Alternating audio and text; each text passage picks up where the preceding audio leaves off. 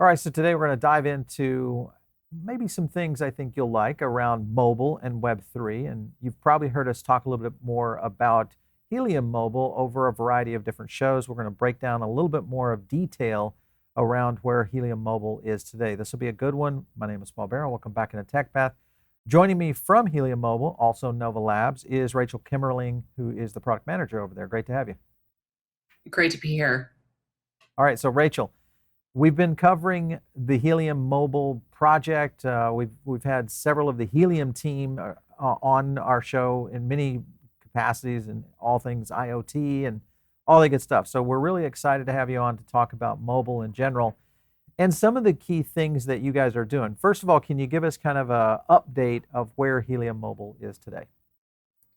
Sure. So Helium Mobile just launched to GA launch last week. So we're fresh out of beta as of last Tuesday.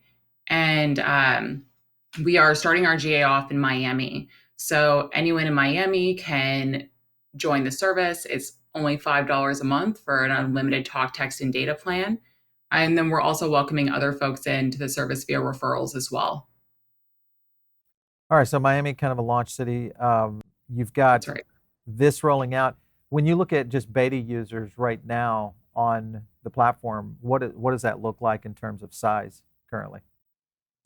I don't have any numbers I can provide in like a specific sense, but we're pretty happy with the growth right now.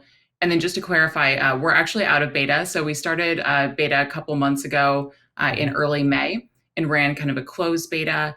And then beta is officially over as of last week. So we're welcoming subscribers in for the full featured service. And we'll continue to Well, roll out other things, but yeah, beta technically is final. very cool. All right, so we're showing kind of a coverage map right there as an example.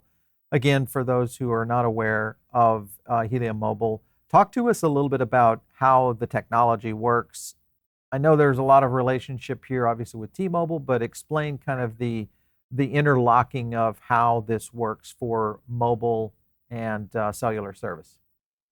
Sure. I'm just going to kind of give you a rundown of what Helium Mobile really is offering subscribers overall, and then we can kind of dive into the coverage aspect a little bit as well. Mhm. So it really is a radically new type of carrier, and it offers subscribers the ability to earn rewards. It has a next level privacy element, and then of course has the ability to connect users to coverage built by people like you. And so that's really where the kind of dynamic coverage aspect of it comes in, the relationship between T-Mobile's nationwide 5G network and the Helium Mobile network as well. All right, so I look at this and I think about, the kind of devices. We'll talk about some devices here in a second. Obviously, Solana has the Saga phone out. We've had that, and broken that down here on the show before. What do you guys see in terms of traditional mobile devices versus kind of the Web3 friendly devices as, the take up in terms of the network itself? Are you seeing more Web3 focused devices, or are you just getting a mix of everything? Definitely a mix of everything, kind of what you would expect. You see, iPhone users, you see Samsung users, a variety of Android users, and then, Saga is kind of included in there. We are running a partnership with Solana Mobile, so Saga users get 30 days of Helium Mobile service completely free of charge. And then, of course, they'll also be included in that $5 unlimited plan as well.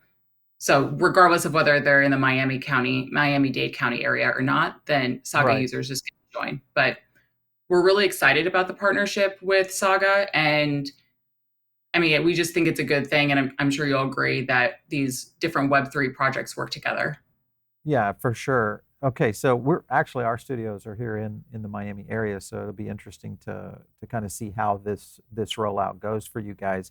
Additionally, when you look at just the carriers, and there's a variety of carriers. Everybody is out there, kind of has their own thing going, and whether you're a T-Mobile customer or you're an AT&T or whatever, how does this work with the ability to move outside of of these mobile of these, we'll call them the Helium Mobile markets?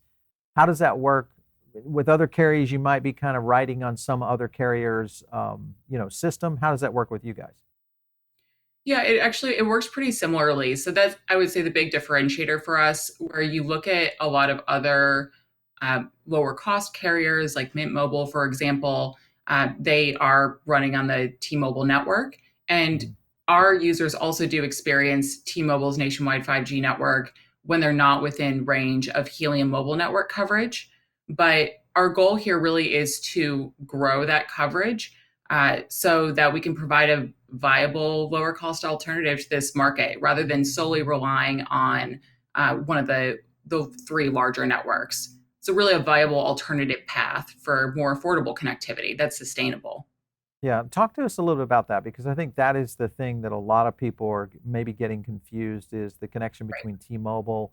Some people think, hey, it's just it's a Web3 application that's running on the backbone of an existing, TDMA or CDMA network out there like a T-Mobile. What does that look like now? What the devices we've talked to some of the teams at Helium. What are these devices going to look like, and how will these be propagated in the future to kind of create that network effect? Yeah, I think that's a really big question, and a really good question that's important to understand because it really is the coverage element that's going to make a huge difference here. We learned a lot from the IoT network in a sense that starting in one city, right? Starting small and scaling is really the best approach there. So that's part of the reason why we're focusing on the Miami-Dade County area first. It's not crucial that we blanket the entire US in coverage, right? Uh, any of the three large carriers, T-Mobile, AT&T, and Verizon, you see the nationwide coverage, and I think people look at that and think it's too large of a hurdle for us to overcome. But what Mhm. we really need is coverage where people are at. So starting small, scaling, and learning from Miami is going to be really crucial in that sense. And then on the other side of it, users on the Helium Mobile plan have the ability to participate in what's called discovery mapping, which is how they show us where coverage is needed most based on their own activities and movements. So they're really helping to guide coverage in that sense.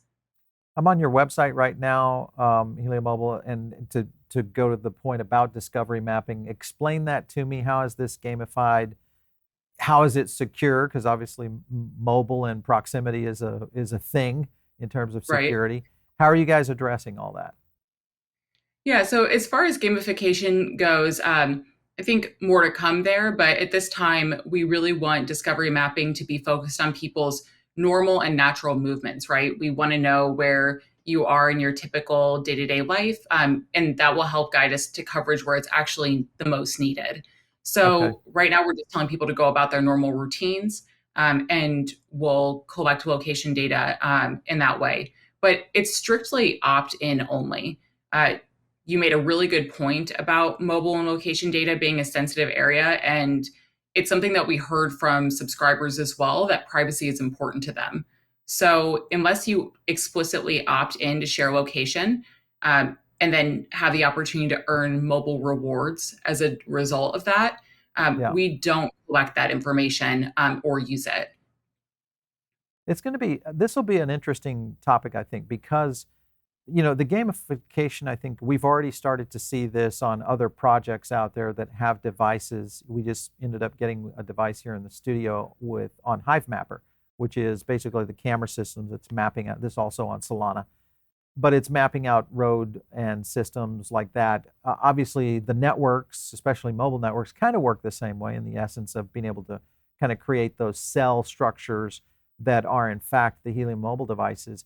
When you look at being able to expand that network, the Mhm. technology you guys are using right now, we've talked to Frank over at Helium about the IoT network. How does that really differentiate away from what they were building on the IoT network versus the 5G side of this with what Helium Mobile is doing? And how fast can you grow it? Right. So right now, what we're using are the CBRS radios, right, to really build out that coverage. And the community's already done a really great job of beginning that build out. What we're doing right now, again, learning from the IoT side and what feedback we've heard from folks is providing. We're going to work on providing more guidance as to where coverage is needed most to the people on the building side, right? So that's Mhm. a part of the reason why we're doing all of these efforts with discovery mapping and the like, is so that coverage providers will know where coverage would be most useful.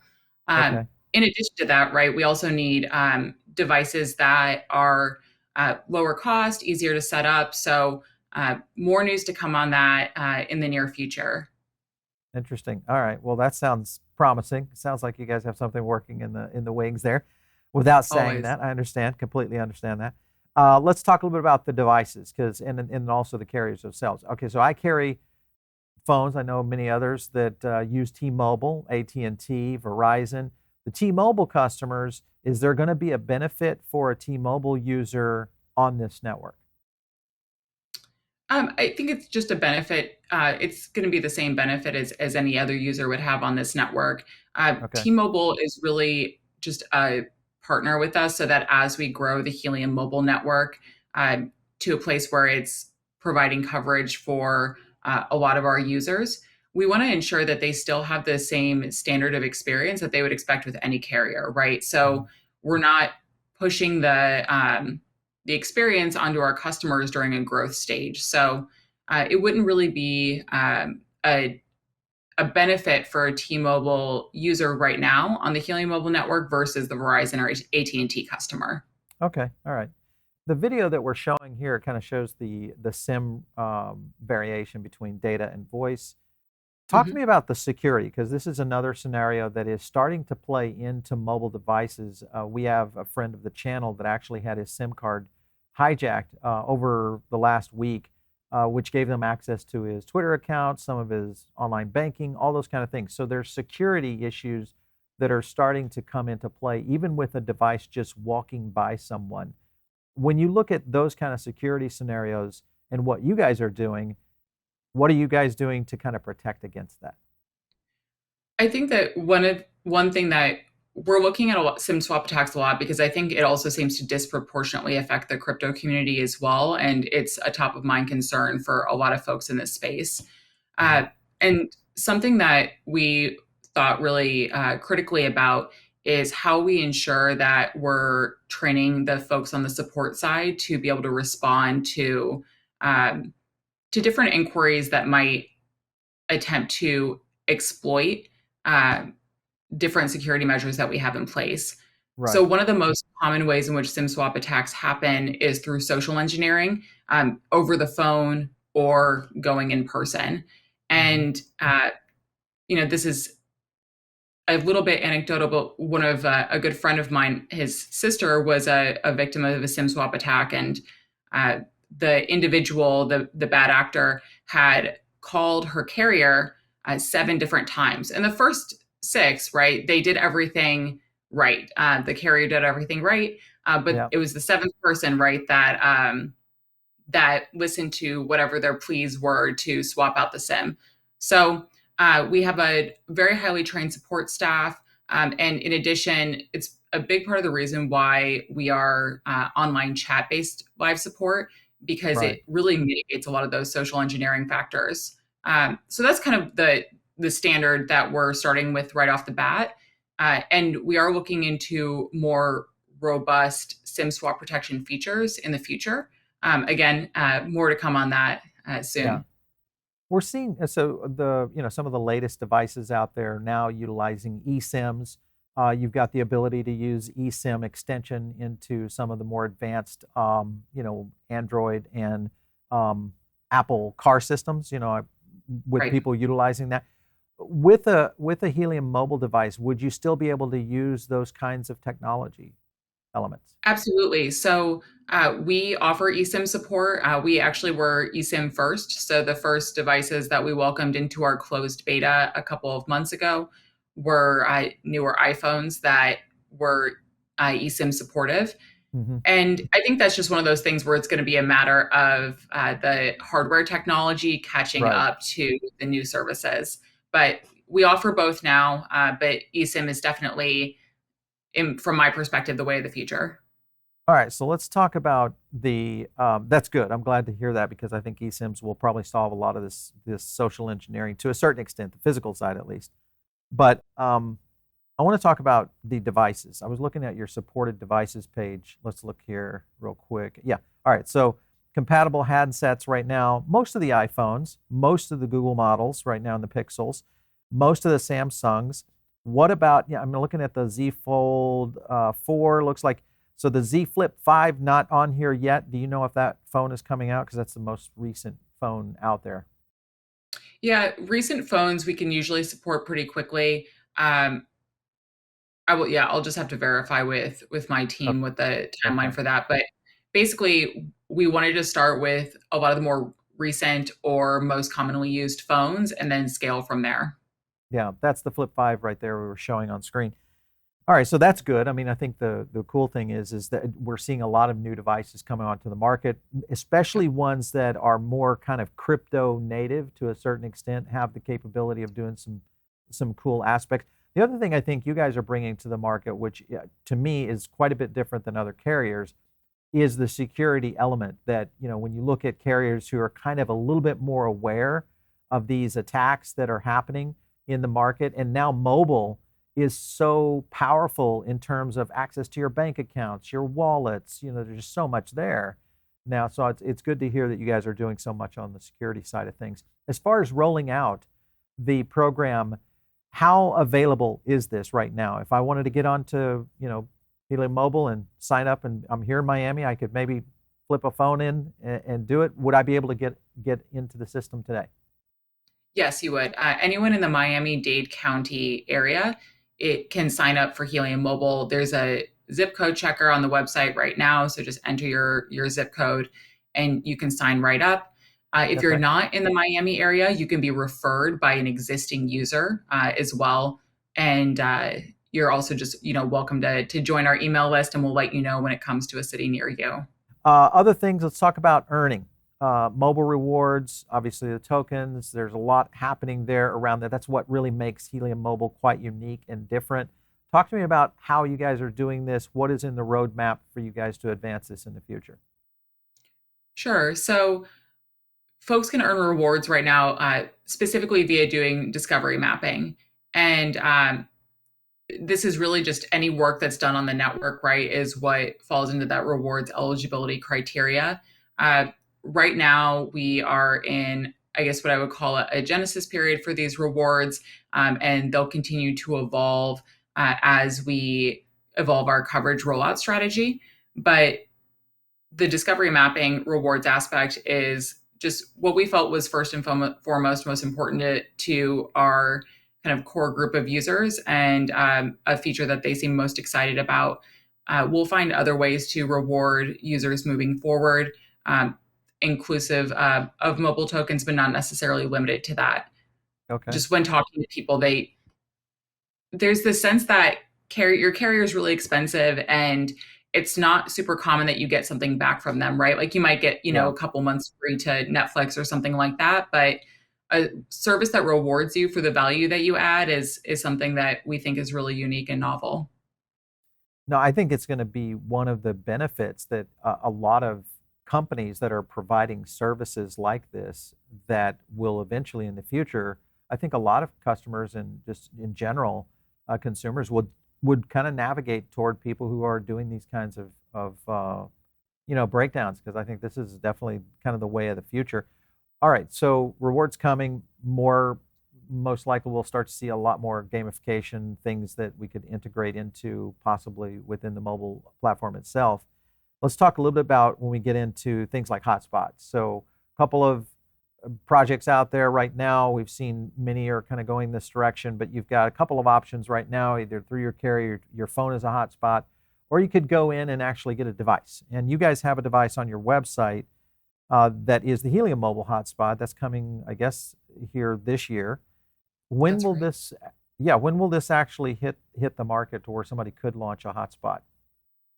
It's going to be a little later this year. We haven't publicly announced a date just yet, but this is really just the next step for us in Miami and getting coverage out there. It looks like. Okay.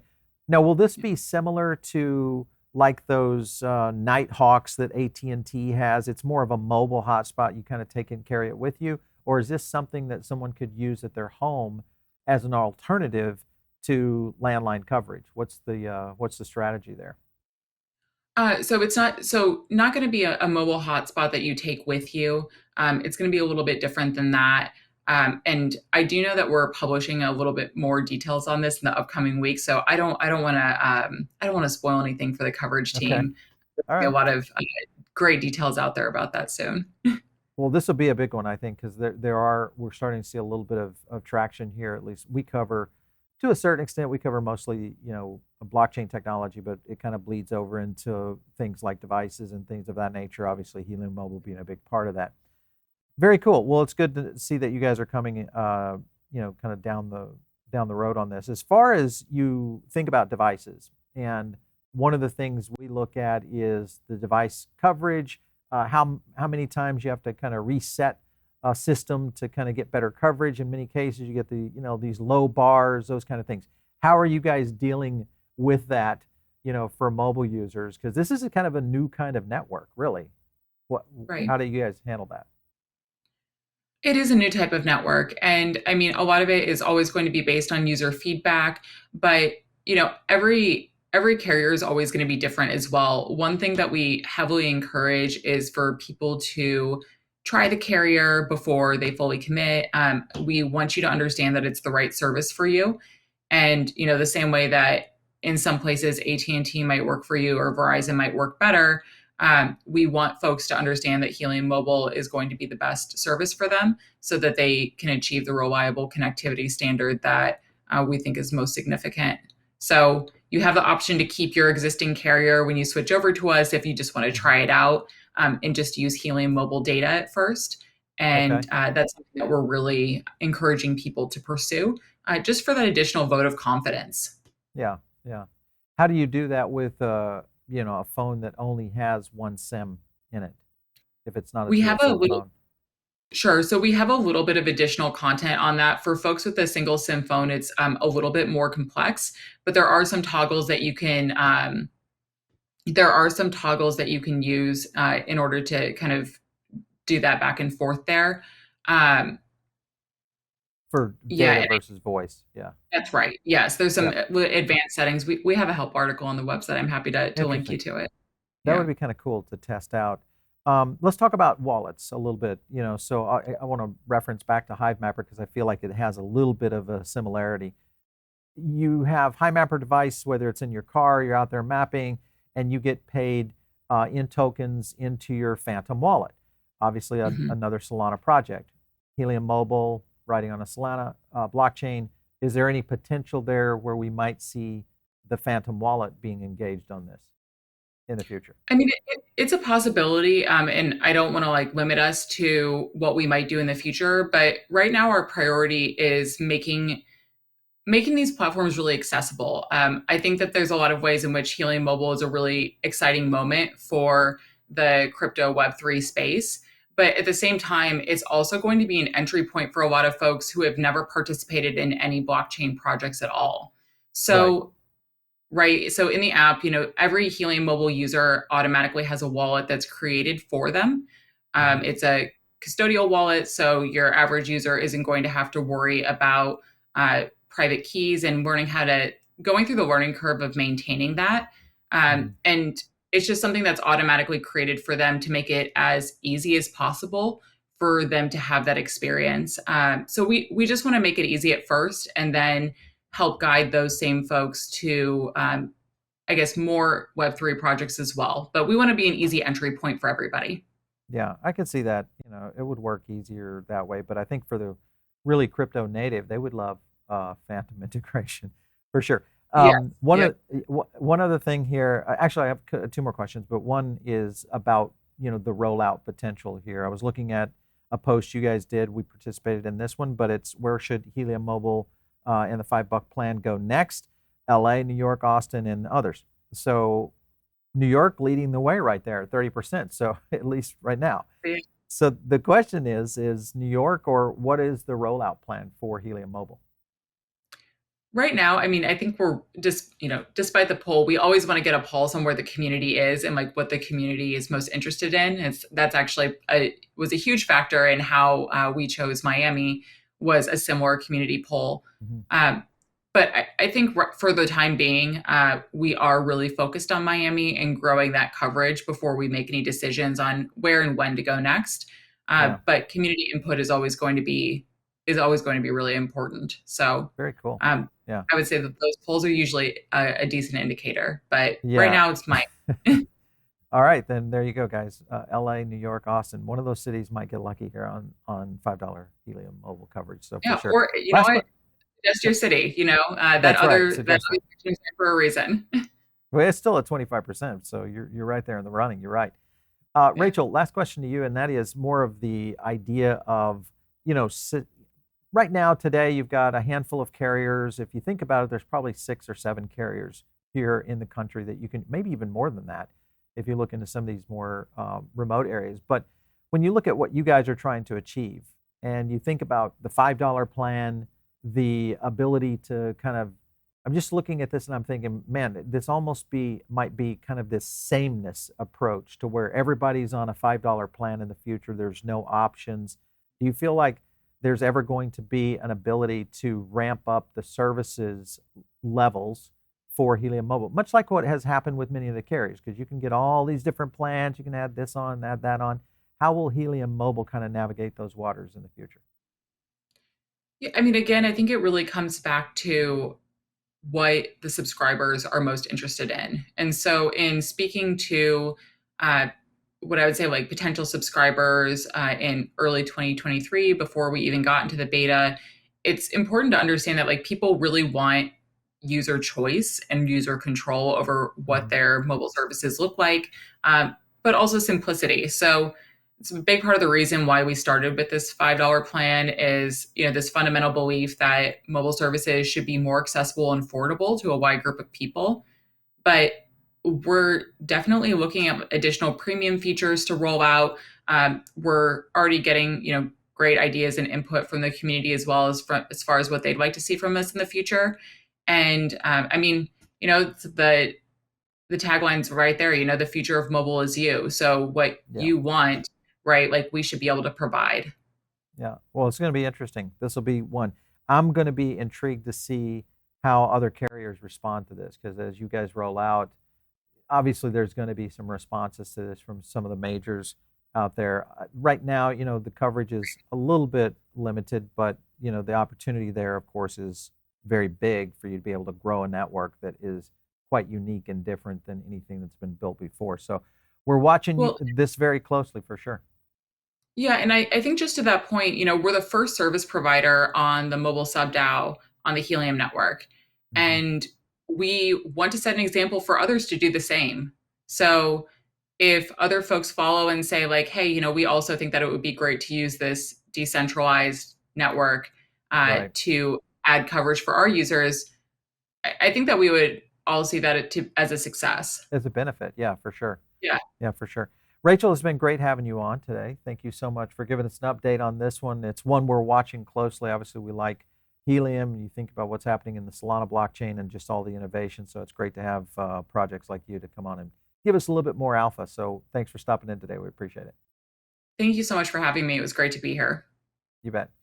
All right, so you guys may be tuned in over on our podcast side of things, but what I would do is suggest that you guys come over here to the YouTube channel. You're going to catch a lot more of the alpha, but also you get a chance to catch our charts, even do and get and be a part of some of our live streams. And all you have to do that is hit the subscribe button and get that little bell right there. It'll give you notifications, and then you're zoned in on the PBN channel. So that's one of the best ways. Another way is through the Diamond Circle. That's our private member group. All we do there is we drop an additional podcast, some additional videos and insights that I do that don't come necessarily here on the channel. And you can join that by just clicking the link down below. It's very easy. And of course, if you want to reach me, it's out there on Twitter at Paul Barron. We'll catch you next time right here on TechPath.